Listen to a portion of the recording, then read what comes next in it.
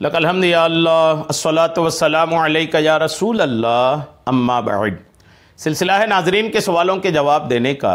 नाजरीन में से एक इस्लामी बहन ने इस्तिहाज़ा के खून के ताल्लुक़ से सवाल किया था, तो मैंने मुनासिब समझा कि इस्तिहाज़ा का जो खून होता है उसको अलग से चिन्हित कर दिया जाए और एक ऐसा बयान हो जाए कि जिसमें एक मुकम्मल तौर पर मालूम हो जाए कि कौन सा खून इस्तिहाज़ा का कहलाता है।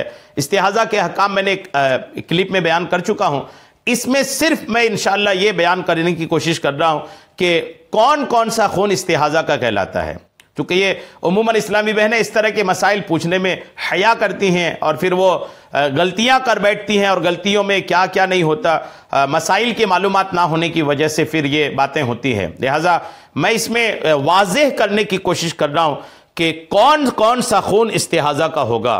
आइए तवज्जो के साथ आप अव्वल ताखिर इस बयान को हर इस्लामी बहन सुने भी, और इस्लामी बहनों से अर्ज़ है कि इस तरह की बयान सुन कर के आप अपनी सहेलियों को, ख़वातीन को, जितनी भी ऐसी ख़वातीन हैं जो इस तरह के व्हाट्सएप वगैरह चलाती हैं, तो उन तक इस तरह के बयान शेयर कर दिया करें, उनको भेज दिया करें कि वो पूछने से तो हया करती हैं लेकिन इस तरह के बयान सुन लेने से मसाइल का उनको इल्म हो जाएगा। तो इस तरह के बयानात ज़्यादा से ज़्यादा औरतों को पहुँचाने की कोशिश कीजिए। इस्तिहाज़ा का खून कौन सा कहलाता है? पहला सुनिए, वो खून जो बच्ची को हैज की उम्र यानी 9 साल को पहुंचने से पहले आ जाए, वो इस्तिहाज़ा है। उमूमन और बच्चियों को जो खून आना शुरू होता है उसकी उम्र 9 साल है, वो भी चांद के महीने से, अंग्रेजी तारीख से नहीं, चांद के महीने से। अब 9 साल से पहले जो खून आए, अभी 9 साल की हुई नहीं, उससे पहले जो खून आए वो खून भी इस्तिहाज़ा का कहलाता है, वो हैज का खून नहीं है। और वो खून जो आयशा को आए वो भी इस्तिहाज़ा है। आयशा कौन है? आयशा वो औरत है जो हैज आने की उम्र से आगे गुजर जाए। हैज आने की एक आखिरी उम्र भी है कि जिसके बाद हैज आना बंद हो जाता है, और ये उम्र 55 बरस है, नहीं 55 साल के बाद हैज आना बंद हो जाता है। अब किसी औरत को 55 साल के बाद अगर खून आए तो वो खून भी इस्तिहाज़ा का कहलाता है।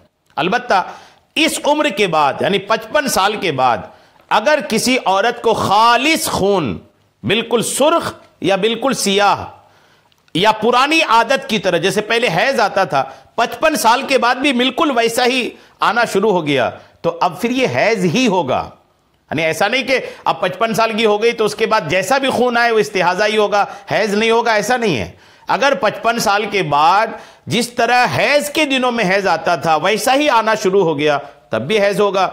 वैसे ही अगर खालिस खून आए, बिल्कुल सुर्ख या सियाह हैज के खून की तरह आए, तब भी वो हैज ही शुमार होगा। इसके अलावा अगर है तो फिर वह हैज शुमार नहीं होगा। ये तो एक बात ये हो गई, बारिश शरीयत वगैरह में इस तरह के लिखा है। वैसे ही हमल की हालत में, जब औरत प्रेगनेंसी के दिनों में हो, हमल के दिनों में है, अगर उन दिनों औरत को खून आए तो वो भी इस्तिहाज़ा का खून होता है, वो हैज का खून नहीं होता। उस खून के आने के बाद भी औरत नमाज भी पढ़ेगी और शौहर से कुर्बत भी कर सकती है, अगरचे वो हैज वाली आदत के दिन हो। यानी प्रेगनेंसी के दिनों में भी अगर हैज के जो दिन थे, उनके जो तारीखें थी, उन्हीं दिनों में भी अगर खून आया तब भी वो हैज का शुमार नहीं होगा।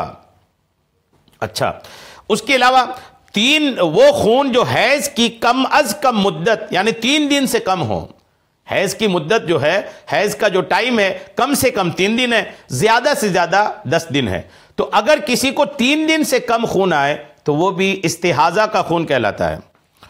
वो औरत जिसे पहली बार हैज आया और खून हैज की ज्यादा से ज्यादा मुद्दत यानी 10 दिन से बढ़ गया, तो 10वें दिन से ऊपर जितना खून आए वो भी इस्तिहाज़ा होगा।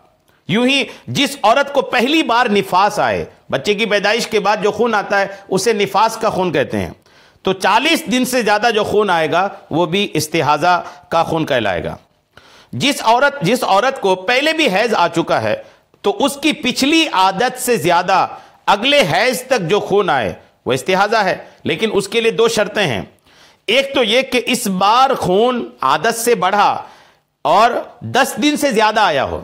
अगर 10 दिन से कम आया तो पूरा वो हैज ही शुमार होगा। अगर 10 दिन से बढ़ गया तो फिर आदत वाले दिन का खून जो वो हैज होगा, उससे जो बढ़ा वो इस्तिहाज़ा होगा। दूसरी ये कि आदत वाले दिनों में कम से कम 3 दिन खून आया हो। उसकी मिसाल देखिए, मसलन एक औरत की आदत थी कि उसको महीने की इब्तिदा में यानी शुरुआत में 5 दिन हैज आता था, लेकिन इस बार उसे महीने की 1 तारीख से खून शुरू हुआ और 15 दिन तक मुसलसल जारी रहा। तो अब सिर्फ शुरुआत के 5 दिन यानी 1 से 5 तारीख तक ही हैज है, और उसकी आदत के दिन थे, और उससे अगले दिन में जितना खून आया वो सारा के सारा इस्तिहाजा है। इसी औरत को अगर पहली और दूसरी तारीख को खून ना आए, बल्कि 3 तारीख से शुरू होकर 15 तारीख तक आता रहे, तो अब चूंकि आदत के दिनों में उसे 3 दिन खून आया है, लिहाजा यही 3 दिन बस उसके हैज के होंगे और उससे आगे वाले सारे दिन इस्तिहाजा के होंगे। इन दोनों मिसालों में औरत को 10 दिन से ज्यादा खून आया है, लेकिन अगर 10 दिन से ज्यादा ना हो तो फिर वो सारे के सारे हैज के दिन ही होने थे।